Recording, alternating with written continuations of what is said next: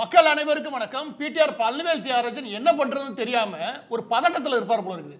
அதனால நேற்று போட்ட வீடியோ வச்சு எப்படி இவனை காலி பண்றது அப்படின்னு சொல்லி இந்த பொண்ணு பின்னாடி போய் ஒளியிட அச்சு அச்சு என்று பிடிஆர் பழனிவேல் தியாகராஜனால் அன்புடன் அழைக்கப்படும் அர்ச்சனா தேவி அவர்கள் நேற்று என்ன பண்ணியிருக்காங்க, தல்லாகுளம் காவல்துறை மதுரையில் போய் ஒரு போலீஸ் ஸ்டேஷன்ல என் மேல கம்ப்ளைண்ட் கொடுத்துருக்காங்க. என்ன மாதிரி கம்ப்ளைண்ட் உள்ள தேடுதோ அது கிடைக்கவே இல்லைன்னு வச்சுக்கவேன். இன்னைக்கு காலையில் ஒரு எஸ்ஐ வந்து எங்கள் வீட்டில் சென்னையில் இருக்கக்கூடிய என்னுடைய அலுவலகத்தில் இந்த நோட்டீஸை கொடுத்துட்டு போறாரு. 17ஆம் தேதி நான் காவல்துறையின் முன்பு ஆஜராகணும் அப்படின்னு கொடுத்துருக்காங்க. உங்கள் மீது வழக்கு பதிவு செய்யப்பட்டிருக்கு. இந்த இடத்துல விஷயத்தை சொல்றதுக்கு முன்னாடி காவல்துறைக்கு ஒரு முக்கியமான வேண்டுகோள். அது என்ன அப்படின்னா, காவல்துறை எந்த நேரம் அழைச்ச போதும் சரி, எந்த மாதிரி விஷயம் சரி, நான் தயக்கம் காட்டினதில்லை, இல்லாட்டி அவமானப்படுத்தினதில்லை.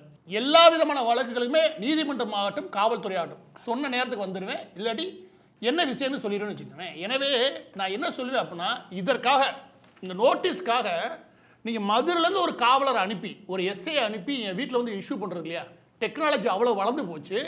அப்படி ஒன்றும் முக்கியம் கிடையாது. நீங்கள் அனுப்பிவிட்டீங்கன்னு வச்சுக்கவேன், நானே என்ன ஏது எப்போ வரேன்னு சொல்லிடுவேன் நானே. எனவே இது மாதிரி விஷயங்களை கொஞ்சம் மாற்றிக்கிறது நல்லது. நிச்சயமாக காவல்துறைக்கு முழுமையாக ஒத்துழைக்கிறதுல எனக்கு எந்த தயக்கமும் கிடையாது. ஏன்னா பிடிஆர் பழனிவேல் தியாகராஜன் உங்களை ஏவி விட்டுருப்பாரு. உங்களுக்கு வேறு வழி கிடையாது, ஆளும் ஆட்சியாளர்கள். எனவே அவங்க சொல்ல வேண்டியது கேட்க வேண்டிய நிலைமையில் நீங்கள் இருப்பீங்க. அது எனக்கு புரியுது. என்னுடைய கவலை என்னன்னா, இதற்காக இந்த வெயிலில் மதுரையிலேருந்து எதுக்கு இங்கே வந்து அலையிறீங்க? ஃபோன் பண்ணி சொல்லுங்க. நான் எல்லா டைமும் சொல்கிறேன், எப்போ வந்தாலும் சரி நீங்கள் அங்கேருந்து சொல்லுங்க போதும். நீங்கள் எதுக்கு அலையிறீங்கன்னு எல்லா முறையும் ஏதாவது வழக்கணும்னு வச்சுக்கோங்க. இந்த மாதிரி வந்து நேராக இஷ்யூ பண்ணுறீங்க இல்லையா, அது தேவையில்லாது. நிச்சயமாக சொல்லுங்க, நான் வந்து சேர்ந்துடுவேன். சரியா? இது காவல்துறைக்கு ஒரு வேண்டுகோள். இப்போ விஷயத்துக்குள்ளே போகலாம். விஷயம் என்ன அப்படின்னா, மதுரை மாநகராட்சியில் சுமார் 200 கோடி ரூபாய்க்கு ஊழல் நடந்துச்சு. அந்த ஊழலுக்கு சூத்திரதாரி இல்லை மூளையாக செயல்பட்டது அர்ச்சனா தேவி. இது என்னுடைய குற்றச்சாட்டு. அந்த அர்ச்சனா தேவியை உள்ளே கொண்டு போய் கண்ட்ரோல் பண்ணது பிடிஆர் பழனிவேல் தியாகராஜன். எனவே இந்த 2 பேரையுமே அந்த வழக்கில் சேர்த்து விசாரிக்கப்பட வேண்டிய முதன்மையான குற்றவாளிகள். அதில் அர்ச்சனா தேவியை விசாரிச்சாலே பாதி உண்மை கிடைச்சிடும் ஏன்ற விஷயத்துக்கு தான் நேற்று வீடியோ போட்டிருந்தோம். அதை பொறுத்துக்க முடியாமல் வேகமாக காவல்துறை போய் இழுத்துட்டு வந்திருக்காரு பிடிஆர் பழனிவேல் தியாகராஜன். அதுலேயே அவரோட பதட்டம் தெரியலையா, இவன் நேர்மையாக இல்லைன்னு எங்கே தெரியுதுன்னா, இந்த வழக்கெல்லாம் நேற்று போட்ட விடிக்க சுட சுட வழக்கு. இங்கே இருக்க சாமானிய மக்கள் ஒரு பொண்ணை காணான்னு சொல்லிட்டு போய் வழக்கு கொடுத்தா அதுக்கு 3 நாளைக்கு உட்காந்து அசம்பந்தமாக வேலை பார்க்குறீங்க. ஆனால் பிடிஆர் பழனிவேல் தியாகராஜனுக்கு தேவைப்படுற ஒரு பொண்ணுன்னு வச்சுக்கவேன், உங்கள் வேகமாக வேலை பார்க்குறீங்க. அப்போ காவல்துறை மேலே என்ன மரியாதை கிடைக்கும் சொல்லுங்க பார்ப்போம். இது ஒரு வழக்கா? ஃபர்ஸ்ட். 2வது கேளுங்க, இங்கே முக்கியமானது இந்த குறிப்பிட்ட குற்றச்சாட்டில் அர்ச்சனா தேவி எம்எல்ஏ வைக்கிறாங்களே, அந்த குற்றச்சாட்டுக்கு இவங்க பதிஞ்சிருக்க அந்த செக்ஷன் இருக்கு பாருங்க, அதை மட்டும் கொஞ்சம் கேளுங்க. இந்த ஆள் எந்த அளவுக்கு ஒரு வடிகட்டின சொல்ல தேவையில்லை முட்டாள்னு. ஏன்னு சொல்றீங்க? ஏன்னா இந்த செக்ஷனை பாருங்க, அதுல செக்ஷன் 77, 78, 79 பிஎன்எஸ். ஓகே, இந்த 3 பிரிவுகளின் கீழே அதுக்கப்புறம் வலைத்தளங்கள், அதாவது இன்டர்நெட் இருக்கு இல்லையா, அது சம்பந்தப்பட்ட விஷயத்தில் குற்ற செயலில் ஈடுபடுது. அது தனியாக வச்சுக்கணும். இந்த 3 செக்ஷன் இருக்கு இல்லையா பிஎன்எஸ் கீழே, இந்த 3 செக்ஷன்ல உங்கள் மீது வழக்கு பதிகிறதுக்கு எங்களுக்கு இதுக்கு போதுமான முகாந்திரம் இருக்குன்னு நினைக்கிறோம். அந்த விசாரணைக்கு ஒத்துழைப்பு கொடுங்க அப்படின்னு காவல்துறை ஒரு எஃப்ஐஆர் போட்டு அனுப்பியிருக்கு. சரியா? இப்போ என்னுடைய கேள்வி என்ன அப்படின்னா, நீங்க நல்லா புரிஞ்சுக்கங்க, ரொம்ப எவ்வளோ பெரிய காமெடி பாருங்க. இதெல்லாம் தூக்கிட்டு போகணும்னு வச்சுக்கோங்க, நீதிமன்றத்தில் காவல்துறை அசிங்கப்படுத்த போகிறதே பிடிஆர் பழனிவேல் தியாகராஜன் தான். இதெல்லாம் நீதிமன்றத்தில் என்ன தெரியுமா கேட்பாங்க கேள்வி? இதை கேளுங்க. செக்ஷன் 77 எதுக்கு தெரியுமா? எதுக்குன்னா, ஒரு பொண்ணு குளிக்கிறா, இல்லை பாத்ரூமில் இருக்கா, இல்லை கழிவறையில் இருக்கா, அவளுக்கு தெரியாமல் ஃபோட்டோ எடுப்பாயில, அந்த வழக்கு அவளுக்கு தெரியாமல் ஃபோட்டோ எடுக்கிறது. இது வந்து ஒரு பெரிய கிரிமினல் குற்றம்னு வச்சுக்கோங்க. செக்ஷன் 77. நான் இப்போ அர்ச்சனா தேவி எந்த இடத்துல ஃபோட்டோ எடுத்தேன், எங்கே குளிக்க போகிற இடத்துல இல்லை கழிவறை போகிற இடத்துல நான் பார்த்துக்கிட்டு உட்காந்தேன், இது ஒரு செக்ஷனா? நான் கேட்குறேன், இது செக்ஷனான்னு கேட்குறேன். அப்போ நீங்கள் தானே காவல்துறை அசிங்கப்படுத்துறீங்க. ஏதாவது நியாயமான குற்றச்சாட்டு இருக்குதா?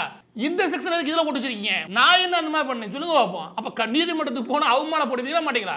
அதுக்கப்புறம் செக்ஷன் 78 அது என்ன கேளுங்க. அது என்ன அப்படின்னா, பின்தொடர்வது, பின்னாடியே ஃபாலோ பண்ணி போவாயில, அதுக்கு பின்னாடியே ஃபாலோ பண்ணி போய் அவங்கள தொடர்பு கொள்ள முயற்சி பண்ணுறது, அது இந்த மாதிரி சேட்டைகள்லாம் பண்ணி வச்சுக்கவேன் செக்ஷன் 78 பாயுன்னு வச்சுக்கவேன்.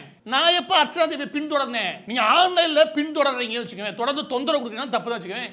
இந்த அம்மாவை நான் எப்போ பின்தொடர்ந்தேன்?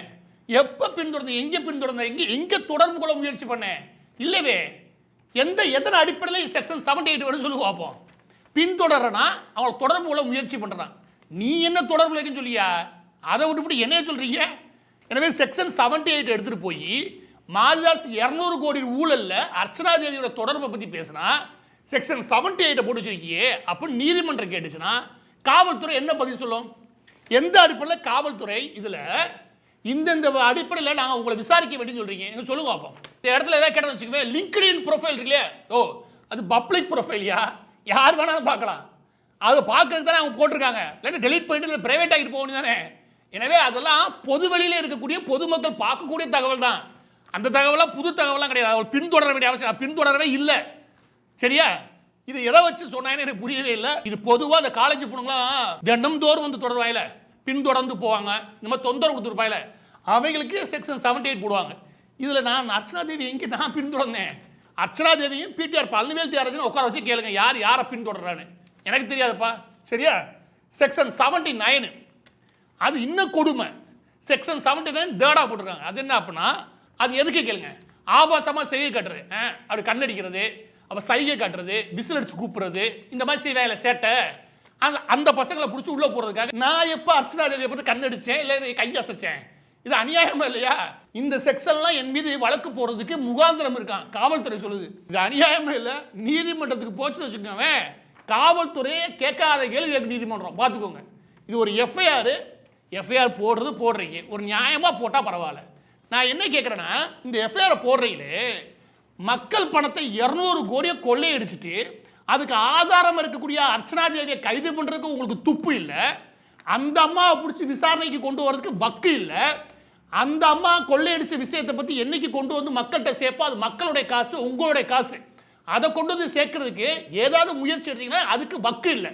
இப்ப அந்த வழக்குல அர்ச்சனா தேவியை விசாரிக்கலையே, விசாரிக்கப்பட வேண்டிய முக்கிய குற்றவாளி, எல்லா விதமான முகாந்திரம் இருக்குன்னு ஆதாரத்தை நான் கொண்டு வந்து கொடுத்தோம், நீ எப்படி ஆதாரத்தை கொண்டு வந்து இந்த மாதிரி வழக்கு போட்டீங்கன்னா நீதிமன்றம் என்னன்னு கேள்வி கேட்கும் உங்களை.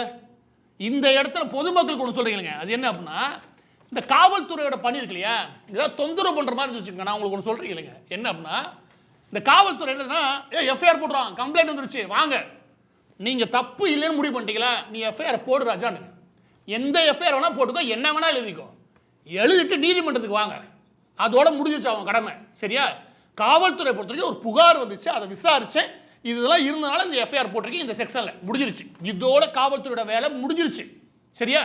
இது போடுற தவறு நினைச்சு வச்சுக்கவே காவல்துறையோட ஆர்கியூமெண்ட்டே பண்ணாதீங்க.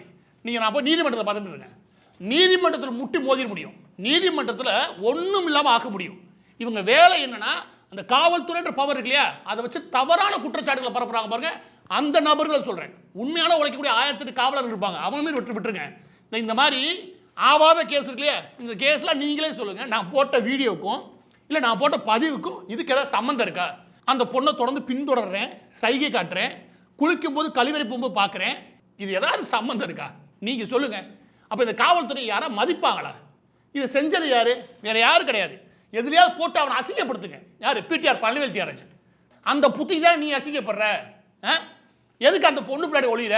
நீ வெளியே வாயா, நீ வெளியே வந்து மாரதாஸ் சொன்ன குற்றச்சாட்டு தப்பு, வா மாரதாஸ் ஒன்று கை பார்த்துருவோம் அப்படின்னு பேசு. புள்ளி விவரமா சொல்ற புள்ளி விவரம், ஊர்ல இருக்கிற எல்லா புள்ளி விவரத்தையும் தப்பா சொல்றது, ஊருக்குள்ள தான் தான் பெரிய மேதாவின்னு ஊருக்குள்ள படம் காட்டுறது, அவ்வளவு சீன் தேவையில்லை. உனக்கு ஒரு தில்லுன்னு உனக்கு இருந்து வச்சுக்கவேன், பிடிஆர் பழனிவேல் தியாகராஜன் சொல்றேன், முதல்ல நடு வீதியில ஒரு மேடையை போடு.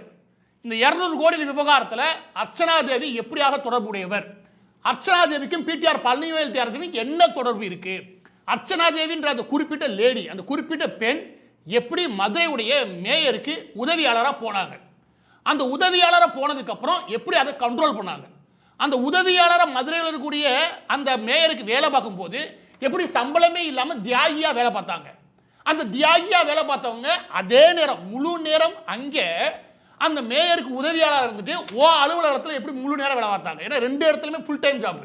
எப்படி பிடிஆர் பழனிவேல் தியாகராஜன் ஆஃபீஸில் அவங்க வேலை பார்ப்பாங்க, 2 இடத்துல எப்படி வேலை பார்த்தாங்க, இப்படி முழுமையாக எல்லா அட்வைஸுமே பிடிஆர் பழனிவேல் தியாகராஜன் சொல்ல சொல்ல மேயர் செய்ய அப்ப 200 கோடி ரூபாய் அங்கே ஊழல் நடக்குதுன்னா அதுக்கு பிடிஆர் பழனிவேல் தியாகராஜன் நேரடி காரணமா இல்லையா?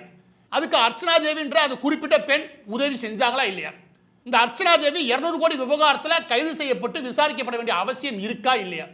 இதுல பிடிஆர் பழனிவேல் தியாகராஜனை கைது செய்ய வேண்டிய அவசியம் இருக்கா இல்லையா? இந்த 200 கோடி களவாண்டாங்க இல்லையா, அந்த விஷயத்தில் பிடிஆர் பழனிவேல் தியாகராஜன் பலன் அடைஞ்சாரா இல்லையா? அர்ச்சனா தேவிக்கு என்ன விதமான பலன் கிடைச்சது? அர்ச்சனா தேவியை எந்த விதமாக பிடிஆர் பழனிவேல் தியாகராஜன் பயன்படுத்தினார், இல்லாட்டி பிடிஆர் பழனிவேல் தியாகராஜன் அர்ச்சனா தேவி எப்படி பயன்படுத்தியிருக்காங்க? இந்த 2 பேரும் சேர்ந்து மேயரை எப்படி பயன்படுத்திக்கிட்டாங்க? இவங்க 2 பேரும் சேர்ந்து மற்ற நபர்கள்லாம் எப்படி பலிகடாவை ஆக்குனாங்க? இது எல்லா கேள்வியும் வாங்க ஒரு மேடையை போடுங்க, பொது வீதியில ஒரு மேடையை போடுங்க. பிடிஆர் பழனிவேல் தியாகராஜன் ஊருக்கு சவால் விடுவீங்களே, நான் சவால் விடுறேன், இங்க போடுங்க, நான் வரேன், எல்லா ஆதாரத்தையும் தூக்கிட்டு வரேன், நீ எந்த பெரிய கொம்படா இருந்தாலும் சரி நீ எடுத்துட்டு வா, நான் பேசுறேன். நான் சொல்றேன், பிடிஆர் பழனிவேல் தியாகராஜனுக்கு மதுரையில் நடந்த 200 கோடி ரூபாய் ஊழல்ல சம்பந்தம் இருக்கு. அர்ச்சனா தேவின்ற அந்த குறிப்பிட்ட நபர், பிடிஆர் பழனிவேல் தியாகராஜனுக்கு மிக நெருக்கமா இருக்கக்கூடிய அர்ச்சனா தேவின்ற நபர் கைது செய்து விசாரிக்கப்பட வேண்டிய நபரே.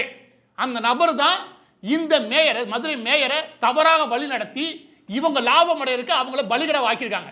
இவருடைய வலது இடதா இருந்த ஒருத்தன் ஓடி போயிட்டான், இன்னொருத்தன் ஜெயிலுக்கு போயிட்டான். அந்த 2 பேர்ல ஒருத்தர் உள்ள இருக்காங்க பாருங்க, அந்த குடும்பமே உள்ள இருக்கு. அதுக்கு காரணம் நில அபகரிப்பு வழக்கு. இந்த ஆள் பின்னாடி இருந்த அது எல்லா பேருமே இப்படிதான். ஆனா இந்த ஆள் சொல்றது நான் ரொம்ப மிஸ்டர் கிளீன், நான் ரொம்ப சுத்தம்.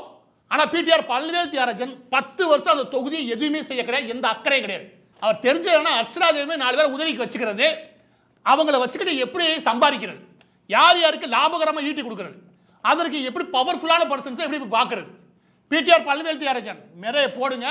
அதோட சேர்த்து நீங்க சொல்றீங்களே சங்கின்னு, எந்தெந்த அமைச்சரை எப்பப்ப பார்த்தீங்க, எங்கெங்க பார்த்தீங்க, அதுக்கு நேரம் கேட்டு போய் ஓடி ஓடி எங்கெங்க பார்த்தீங்க, அதில் எந்தெந்த ரூமில் உட்காந்து 1 மணி நேரம் ஆத்தாத்துன்னு ஆத்திட்டு வந்தீங்க, அதில் எம்கே ஸ்டாலின் உதயநிதியும் என்னென்ன பேசுனீங்க, எல்லாமே பேச நான் ரெடி. உங்களுக்கு தில்லு திராணின்னு 1% இருக்குன்னா, ஒரே 1% பிடிஆர் பழனிவேல் தியாகராஜனுக்கு இருக்குன்னா, மதுரை பொதுவில் தேரோடுற வீதியிலேயே நீ போடு மேடை, நான் வரேன். பிடிஆர் பழனிவேல் தியாகராஜனுக்கு தில்லு இருக்கா நான் கேட்கிறேன். உனக்கு குற்றம் செய்யல அப்படின்னா மேடைக்கு வாங்க, சரியா? இந்த வழக்கை சந்திக்க தயார். இது மாதிரி 100 வழக்கு பார்த்துருக்கோம். நீதிமன்றத்தை இந்த வழக்குக்கு அவமானப்பட போறது பிடிஆர் பழனிவேல் தியாகராஜன் தான். எனவே இது மாதிரி வழக்கெல்லாம் வச்சுக்கிட்டு நீ அர்ச்சனா தேவியை வேணா போய் ஏமாத்து. யாரு? பிடிஆர் பழனிவேல் தியாகராஜன் சொல்ற, இந்த மாதிரி வழக்கு பதிவு செஞ்சு எனக்கு அதிகாரம் இருக்கு, யாரையும் நான் நகர்த்திடுவேன், உருட்டிடுவேன் அப்படின்னு யாரையாவது விவரம் தெரியாது போல அவனை போய் மிரட்டிப்பாரு.